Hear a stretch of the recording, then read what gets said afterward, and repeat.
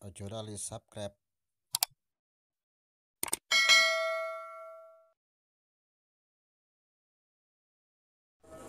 Assalamualaikum warahmatullahi wabarakatuh. Bismillahirrahmanirrahim. Alhamdulillah alamin wassalatu wassalamu ala sayyidina Muhammadin wa ala alihi wa sahbihi ajma'in. Ya ayyuhalladzina amanu kutiba alaikumus syiyamu kama kutiba alal ladzina min qablikum la'allakum tattaqun. Amma ba'd.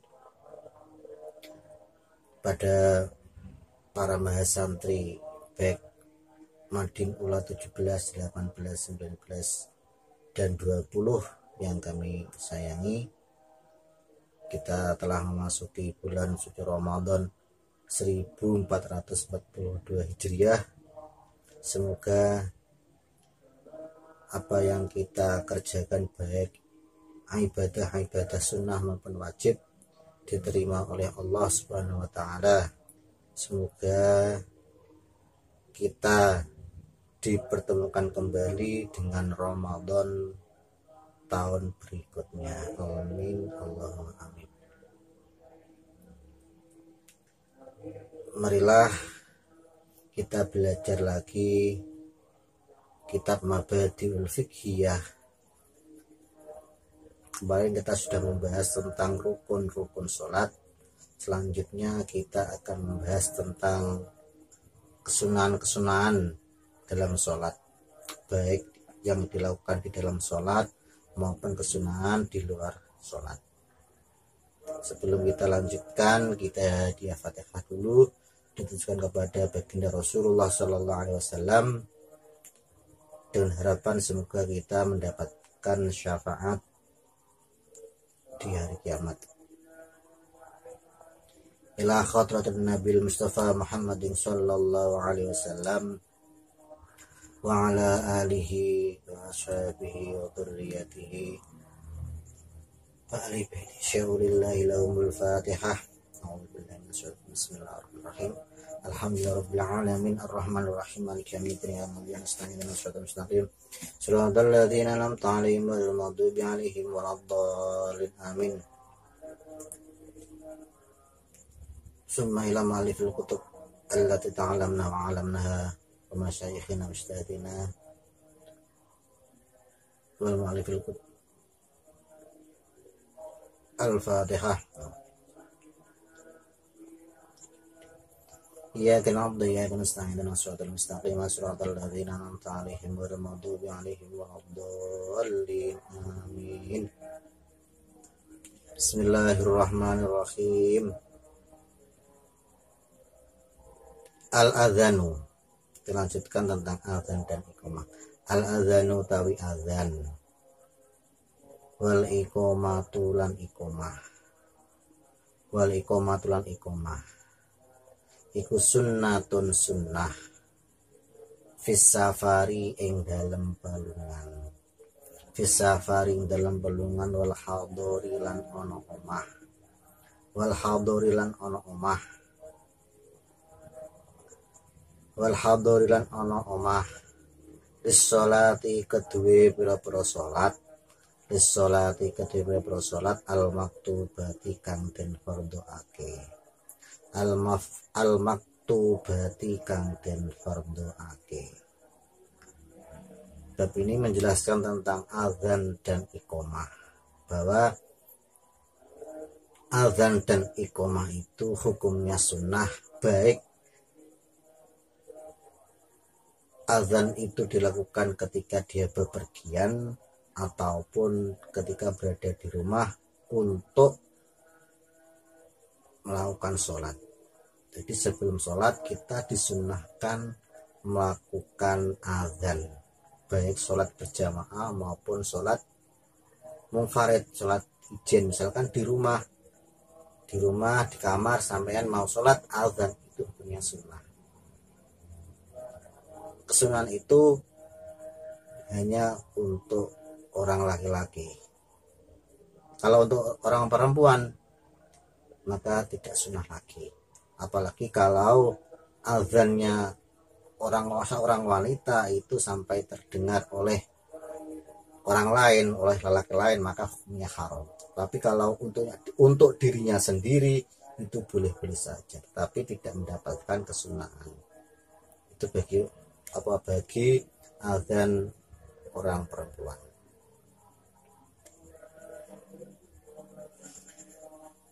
Azan pertama kali dikumandangkan oleh sahabat Bilal bin Rabah, karena sahabat Bilal itu mempunyai suara yang merdu dan nyaring. Pada awalnya ketika Rasulullah itu hijrah ke Madinah, jadi orang-orang itu ketika mau sholat, para sahabat itu berkumpul di masjid. Semakin lama kan para sahabat itu mempunyai kesibukan sehingga tidak tahu kalau waktunya sholat. Kemudian Rasulullah itu bermusyawarah dengan para sahabatnya bagaimana agar orang itu tahu bahwa waktunya sholat sudah datang. Ada yang mengusulkan, sahabat itu yang mengusulkan untuk menggunakan lonceng kayak orang Nasrani. Ada yang mengatakan usul membunyikan trompet, trompet kayak tahun baru kayak itu kayak orang Yahudi. Ada yang mengusulkan menyalakan api di atas agar orang tahu waktunya sholat, tapi semua usulnya itu ditolak. Terus kemudian datanglah sahabat Nabi yang bernama Abdullah bin Zaid, menceritakan mimpi yang beliau yang Abdullah Zaid itu alami.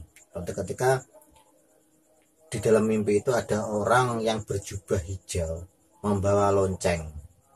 Kemudian Abdullah bin Zaid itu mau membeli lonceng yang dibawa orang tersebut. Ketika ditanya, kamu membeli lonceng untuk apa? Saya membeli lonceng untuk tanda datangnya sholat. Kemudian orang yang berbaju hijau di dalam mimpinya itu mengajarkan, maukah kamu saya ajarkan cara mengumpulkan orang ketika mau sholat. Kemudian Abdullah bin Zaid itu diajari azan dan lapor kepada Nabi Muhammad. Kemudian Rasulullah juga mendapatkan wahyu tersebut, akhirnya membenarkan tentang mimpi Abdullah bin Zaid tersebut. Terus kemudian datanglah Umar juga bermimpi semacam itu, bermimpi ada orang yang mengajari azan semacam itu. Akhirnya sahabat Bilal itu dipanggil untuk diajari lafadznya azan, lafadz untuk memanggil orang yang sholat. Itu sejarah awal mulanya itu azan. Liqaulihi ta'ala, kita lanjutkan. Liqaulihi ta'ala karena dawe Allah ta'ala. Liqaulihi ta'ala karena dawe Allah ta'ala. Idza nudiya ing dalem nalikane den undang. Idza nudiya ing dalem nalikane den undang apa lis sholati maring salat. Apa lis sholati maring salat. Pada dasarnya azan itu disyariatkan sebagai tanda akan datangnya sholat. Terkadang azan itu juga disunnahkan selain sholat, yaitu tujuannya untuk mencari keberkahan atau bisa digunakan sebagai pelipur atau menghilangkan hal yang tidak disukai. Ulama yang menilai azan digunakan semacam itu adalah kalangan mazhab Syafi'i. Mazhab Syafi'i itu berpendapat disunahkan azan di telinga bayi yang dilahirkan. Jadi ketika ada seorang bayi disunahkan azan di telinga yang bagian kanan, kemudian iqomah pada telinga yang kiri. Begitu juga azan itu disunahkan untuk orang yang kesusahan, mungkin susah atau merenung, melamun dan sebagainya, maka boleh orang itu diazani. Mungkin orang yang ngamuk, orang yang lagi marah, maka sunnah untuk diazani. Atau mungkin orang yang hendak bepergian, misalkan mau pergi apa itu haji atau pergi bersilaturahmi, pergi ziarah, maka sunnah untuk melaksanakan azan, itu hukumnya sunnah. Tetapi kalau perginya itu untuk melakukan maksiat, maka tidak dikatakan sebagai sunnah. Tidak boleh azan ketika, contohnya ini misalkan saya mau nyolong, saya mau mencuri, saya tak azan aja nanti dan tidak ketahuan, itu tidak boleh, haram hukumnya. Jadi kesunahan azan itu ketika bepergian untuk pergi yang diperbolehkan oleh syarak. Selain itu, azan itu juga bisa digunakan atau bermanfaat untuk meredakan kebakaran. Rumah, misalkan ada kebakaran rumah, diazani, biar apa? Biar kebakaran itu tidak sampai membesar. Tapi selain azan, sebagian orang yang lain ya mengambil air, jangan sampai semuanya azan kabeh, iso-iso kebakaran itu akan menghabiskan rumahnya. Sebagian azan, sebagian mengambil air untuk menyiraminya. Itu juga ketika ada angin topan, angin puting beliung semacam itu, kita sunnah untuk azan. Biar apa? Biar anginnya itu reda, angin puting beliungnya itu reda. Kalau ini saya sering mengerjakan ketika mau hujan kan ada angin barat banter, saya azan, biasanya azan walaupun suara saya jelek, tapi yang penting azan lafadznya itu benar, Pak, insya Allah angin itu pasti reda, anginnya itu bisa reda. Ataupun azan itu bisa juga digunakan untuk orang yang diganggu jin, mungkin orang yang kesurupan sebagainya, agar jin yang bersemayam pada orang yang kesurupan itu lari, panas, akhirnya orang yang kesurupan itu bisa sembuh. Karena atau kita berada di tempat-tempat angker, itu kita berada di tempat angker, ada rumah yang angker, kita azani agar apa? Agar makhluk-makhluk halus, jin dan sebagainya itu tidak mengganggu kita, biar pergi semacam itu. Karena makhluk-makhluk semacam itu sering usil, kayak jin, medi, hantu dan sebagainya itu kan sering usil. Penggiyane walaupun kita ada ganggu kita ada ganggu, biasanya orang jin semacam itu sering usil terhadap manusia. Kadang-kadang didengar suara, ada yang diganggu dengan suara flontang dan sebagainya. Agar jinnya itu tidak mengganggu dan lari, sama azan, insya Allah jin itu tidak akan mengganggu kita. Karena ya itu tadi, makhluk-makhluk semacam itu sering ganggu manusia. Jadi anak saya itu kan punya anak umur 5 tahun. Anak saya itu bisa dikatakan sering melihat semacam itu, sering melihat jin dan sebagainya. Biasanya bilang begini pada saya, ya tadi di sana itu ada hantu ya. Saya tanya, hantu piye lele ya? Ya hantunya itu rambutnya panjang, kemudian pakai bajunya putih ya, terus tidak punya kaki. Saya tanya lagi, terus saya tanya begini, saya kira kalau nggak punya kaki terus jalan piye aku ngono. Anak saya itu menjawab begini, ya dia terbang ya, nggak pakai kaki. Dan anak saya itu sering kadang-kadang di rumah itu sering bilangnya begini, ya ada tuyul spiro lele, tuyul ya, tuyul kecil ya, ini segini tuyul itu. memang tuyul itu adanya memang semacam segini, tidak seperti anak kecil umur 5 tahun 4 tahun, enggak, dia kecil kan sering lihat di YouTube kan ada tahu penampakan tuyul, memang kecil tuyul itu. Terus kemudian saya tanya, dan di lelai tuyul ya, terus ngalih ya sudah pergi. Nah, saya itu sering bilang macam itu, kadang-kadang di perempatan itu bilang begini, ya tadi di perempatan di lampu merah itu ada orang kakinya itu bengkok. Terus kemudian yang mobil ya ada orang wajahnya itu jelek, katanya berdarah semacam itu.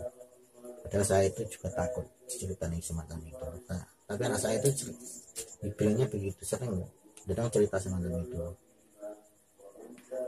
itu mungkin kalau sampean berada di tempat-tempat angker dan sebagainya ya diadzani lah. Jadi manfaat azan itu tidak hanya untuk panggilan sholat, tetapi juga digunakan untuk hal-hal yang semacam itu. Kalau azan itu mungkin dicoba diazani di telinga orang yang kesusahan, insya Allah kesusahan itu akan hilang. Kemudian kalau azan dikumandangkan ketika ada orang yang bepergian, insya Allah orang itu akan kembali. Kemudian bisa digunakan azan itu untuk membakar jin. Caranya bagaimana? Yaitu azan sebanyak 7 kali ya, azan 7 kali dan iqomah. Terus kemudian membaca Fatihah 7 kali. Setelah azan sama membaca Fatihah 7 kali.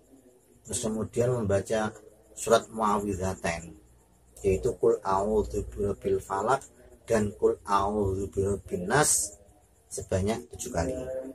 Terus kemudian membaca ayat kursi. Terus kemudian membaca surat Was-sama'i wat-thariq. Terus kemudian akhir surat Al-Hasyr dan As-Saffat. Insyaallah jin itu akan terbakar, akan lari dan itu cuman intermezzo. Terus kemudian kita disunahkan, menurut mazhab Syafi'i disunahkan azan itu ketika atau menguburkan mayit. Jadi ketika mayit itu dikuburkan di liang lahat, maka sunnah dikumandangkan azan. Ini dikiaskan dengan anak yang baru lahir. Jadi anak itu kan datang ke dunia, dia diazani agar tidak diganggu jin. Ya azan di mana? Azan di telinga kanan dan sebagainya. Kemudian juga dikiaskan kepada orang yang meninggal, karena meninggalkan dunia maka juga disunahkan untuk diazani.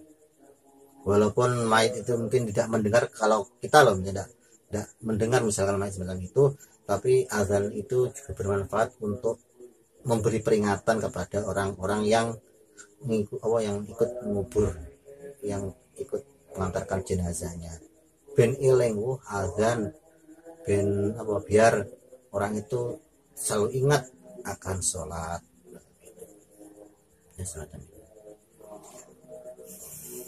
Kita lanjutkan lagi. Wa qauli sallallahu alaihi wasallam, lan dawi Rasulullah sallallahu alaihi wasallam,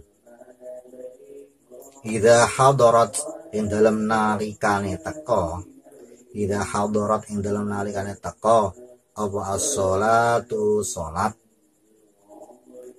apa as-sholatu salat, fal yu'adzin mongko becik azano, fal yu'adzin mongko becik azano, lakum kedue sira kabeh, lakum kedue sira kabeh, sapa ahadukum salah sijine sira kabeh, sapa ahadukum salah sijine sira kabeh. Wala yasikhulan ora sah apa adzan, wala yasikhul ora sah apa adzan illa ba'da dukhulil waqti, illa ba'da dukhulil waqti angin sause manjine waktu salat. Wala yasikhul ora sah apa adzan illa ba'da dukhulil waqti angin ing dalem sause manjinge waktu sholat. Jadi azan yang digunakan untuk memanggil orang yang sholat itu tidak sah ketika azan itu dikumandangkan sebelum waktunya sholat tiba. Misalkan sampean mau zuhur itu kan sholat, misalkan loh sholat zuhur waktunya itu sekitar jam 12 lebih seperempat contohnya semacam itu. Jadi sampean kok jam 11 kok azan sholat sholat zuhur, maka azan tersebut tidak sah, tidak mendapatkan kesunahan. Illa fis subhi angin ing dalam sholat subuh, kecuali dalam sholat subuh maka boleh mengumandangkan azan sebelum fajar dan setelah fajar. Fa innalahu mongko setune iku keduwe subuh, fa innalahu mongko setune iku keduwe sholat subuh azana ini ono azan loro. Saya ulangi, fa innalahu mongko setune iku keduwe sholat subuh azana ini ono azan loro. Karena sholat subuh itu disunahkan azannya dua, yaitu azan sebelum fajar dan azan setelah fajar. Ahaduma utawi salah sijine azana ini, ahaduma utawi salah sijine azana ini iku minus fil laili awet separune wengi. Iku minus fil laili awet separone wengi. Wasani hima utawi kaping pindune adzanaini, wasani hima utawi kapindune adzanaini iku ba'da tulu'il fajri, iku ba'da tulu'il fajri sause metune fajar, iku ba'da tulu'il fajri sause metune fajar. Jadi azan subuh itu boleh dilakukan sebanyak 2 kali. Misalkan kalau azan cuma sekali, ya dilakukan setelah fajar. Jangan sampai azannya cuma 1, dilakukan sebelum fajar tengah wengi, ya enggak. Baik, tapi dilakukan setelah fajar. Kalau azannya cuma 1 loh, tapi kalau dilakukan 2 kali, azan yang pertama itu dilakukan setelah pertengahan malam. Jadi jam setelah 12, jam 2, jam 3, seterusnya sampai fajar. Itu manfaatnya untuk apa? Digunakan untuk apa? Digunakan untuk membangunkan orang yang hendak qiyamul lail, hendak mendirikan sholat tahajud, mendirikan sholat dan sebagainya, atau mungkin melakukan sahur dan sebagainya. Kemudian yang kedua, azan subuh itu dilakukan setelah fajar sodik, yaitu fajar sodik, fajar yang memang nyata fajarnya itu. Jadi ada fajar sodik, ada fajar kadzib. Kalau fajar sodik itu cahayanya itu meluas, maksudnya cahayanya itu melebar, ambiar. Tapi kalau fajar kadzib itu cahayanya itu seperti ekor serigala, orang cuma ceret toh, warnanya juga sama, tapi itu namanya fajar kadzib, bukan penanda sebagai waktu mulainya sholat subuh kalau fajar kadzib. Tapi yang digunakan adalah fajar sodik. Ketika terjadi di timur itu sudah muncul agak kemerah-merahan, waktunya sholat subuh sudah selesai. Tapi di sebagian daerah itu, mungkin daerah saya itu tidak kelaku kalau azan 2 kali itu tidak ada. Mungkin kalau daerah sampai tidak tahu. Dulu itu pernah juga jam berapa itu, jam 2:30 itu ada orang yang azan, saling saut-sautan azan itu. Kemudian ada orang yang naik ke masjid itu ngomongi, Assalamualaikum warahmatullahi wabarakatuh, niki dereng wancine sholat subuh, tasih jam 2:30. Akhirnya ya ndak teruskan azannya, kan ndak kelaku kalau azannya itu 2 kali. biasanya kan kalau di daerah-daerah dimanapun tempatnya, biasanya azan subuh itu kan biasanya kan yang melafalkan azan itu kan orang yang tua-tua, orang yang sudah tua itu kan biasanya kan sering. Tapi kalau anak muda itu mungkin jarang. Jadi ketika terdengar azan jam 2:30, semua orang-orang tua itu tidak melihat jam, tahu-taunya sudah waktunya subuh, mungkin azan dan sebagainya. Akhirnya ya geger semacam itu. Tapi mungkin kalau di daerah yang lain mungkin masih ada, maksudnya kelaku lah azan 2 kali. Tapi kalau di daerah saya tidak ada, azannya juga cuma sekali ketika terbit fajar shodiq, sebagai tanda waktu masuk waktunya sholat subuh.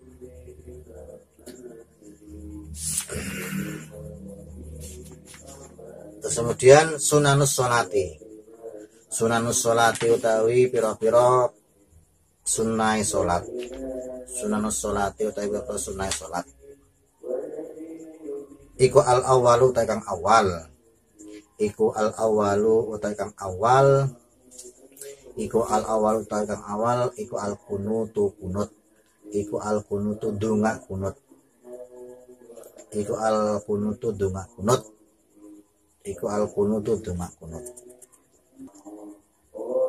Fil i'tidalir rakaati ing dalem i'tidalir rakaat, fi i'tidalir rakaati ing dalem i'tidalir rakaat al akhirati kang akhir, minas subhi saking salat subuh, minas subhi saking salat subuh, wa min witrin nisfi lan saking salat witire separo, wa min witrin nisfi lan saking salat witire separo,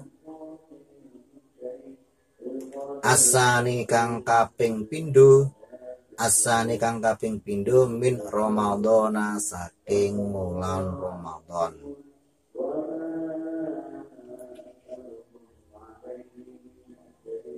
Min Ramadhana saking wulan Ramadan. Wassalatu lan donga sholawat, wassalamu lan donga keselamatan alan nabiyyi ing atase Kanjeng Nabi, alan nabi ing atase Kanjeng Nabi Muhammad, wa ala alihi lan keluargane Kanjeng Nabi, wa sahbihi lan sahabat Kanjeng Nabi, fil kunuti ing dalem kunut, fil kunuti ing dalem kunut, wal qiyamu lan ngadeg lil jami'i maring sekabehane, lil jami'i maring sekabehane. Sedangkan kesunahan dalam sholat itu dibagi menjadi 2, yaitu sunnah ab'ad, yaitu sunnah apabila ditinggalkan dengan sengaja maupun tidak, itu tidak membatalkan sholat, tapi tidak sunnah untuk menambahnya dengan sujud syahwi.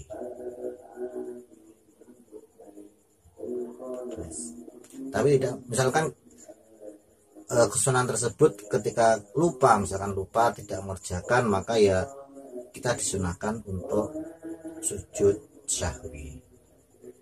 Di antaranya adalah berdoa kunut, donga kunut dilakukan pada iktidal rakaat yang akhir pada waktu sholat subuh. Jadi ketika iktidal ketika berdiri dari rukuk, setelah iktidal maka disunahkan untuk melakukan donga kunut. Sedangkan masalah kunut pada sholat subuh itu termasuk persoalan fikih, persoalan cabangannya fikih lah.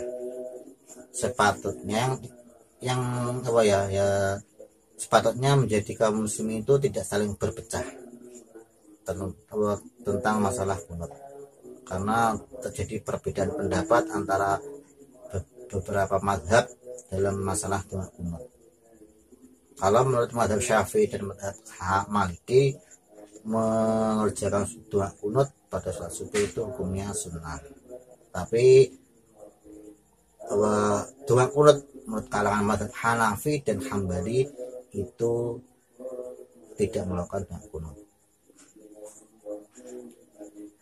Tapi kalau menurut pandangan Imam Nawawi itu mazhab Syafi'i itu hukumnya sunnah muakkad,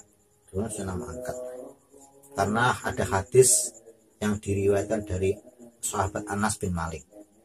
Mazala Rasulullah sallallahu alaihi wasallam yaknutu fi sholatil ghadati hatta faraqat dunya. Rasulullah itu senantiasa melakukan doa kunut pada sholat subuh sampai beliau itu meninggal.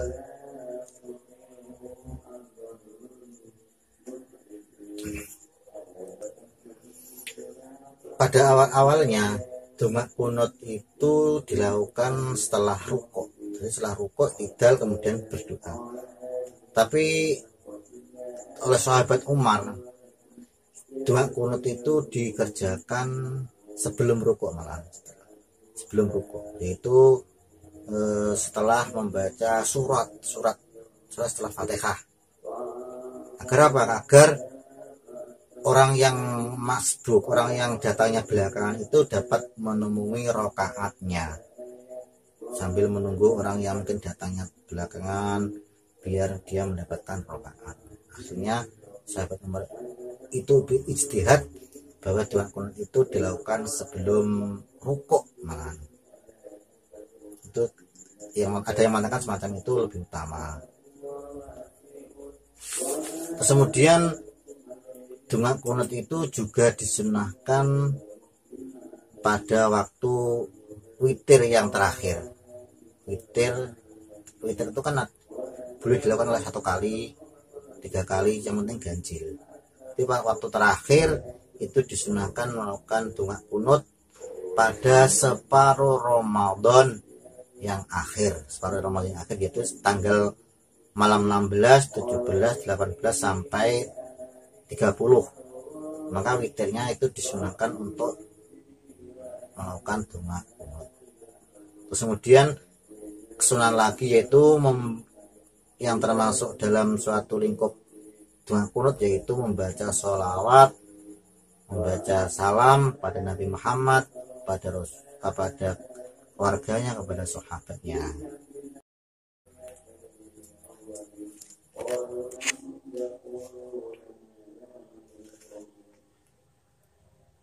Ini misalnya begini, kita misalkan sering, misalnya kita termasuk mazhab Syafi'i aktif dalam melakukan doa kunut ketika sholat subuh.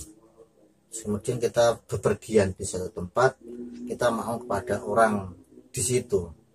Ternyata imam yang kita ikuti itu tidak melakukan doa kunut. Apakah sikap kita itu bagaimana? Apakah kita wajib, apakah kita itu ikut dengan imam atau kita membaca doa kunut atau gimana? Ini ada rincian nih. Yang pertama, ketika makmum itu biasa melakukan kunut dan imam tidak melakukan doa kunut, maka sunnah bagi makmum membaca doa kunut sekiranya makmumnya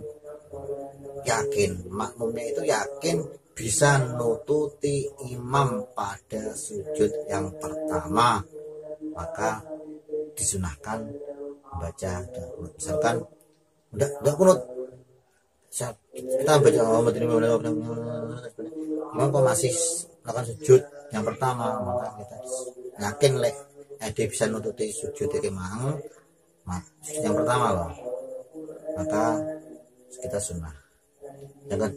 Yang kedua, hukumnya makruh membaca kunut jika makmum yakin bacaan kunut itu tidak sempurna, tidak selesai, kecuali setelah imam itu duduk di antara 2 sujud.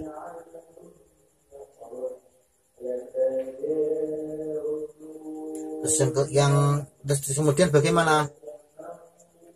Kalau tidak yakin ya kita ikuti saja imam tersebut. Misalnya ada doa kunut ya kita ada doa kunut, tetapi Nanti ketika kita sebelum salam, kita disunahkan untuk melakukan sujud sahwi.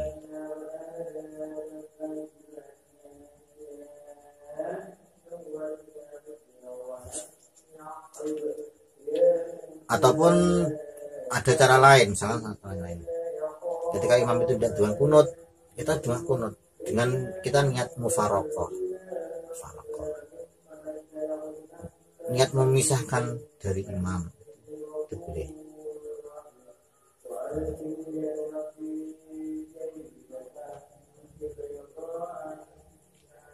Tapi ya kita tidak mendapatkan fadilah jamaah, tapi boleh semacam itu mufarokoh. Tapi kalau ada uzurnya mungkin ya kita biasanya istiqomah baca kunut, terus kemudian kita mufarokoh, kayak boleh saja. Maksudnya kita mendapatkan kita mendapatkan fadilah jamaah. Kalau mufarokoh itu ada uzurnya. Tapi kalau tidak ada uzur, maka ya hukumnya boleh mufarokoh. Maksudnya tidak boleh lah semacam itu. Asane utang kaping pindho. Sunat abad yang kedua adalah iku at-tasyahudu tasyahud al-awalu kang awal. Al-awalu kang awal yaitu membaca tasyahud, membaca at-tahiyat yang pertama. Bis sulasiyati ing dalam salat kang bangsa 3 rakaat. Bisolasiati dalam sholat kang bangsa 3 rakaat, yaitu sholat maghrib. Ketika mendapatkan 2 rakaat, sunnah melakukan tasyahud awal, membaca tahiyatul mubarakatuh sampai akhir, berrubaiyati lan bangsa 4 rakaat,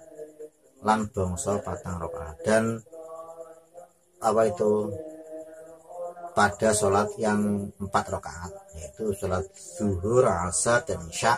Pada rakaat yang kedua kita sunnah melakukan tasyahud awal. Wal jurusulan lungguh lahu krono tasyahud awal. Wassolatu lan dunga solawat. Terus sholatu lan dunga solawat alan nabi ing atase kanjeng Nabi Muhammad sallallahu alaihi wasallam ba'da tasyahudi dalam sause maca tasyahud al-awwali kang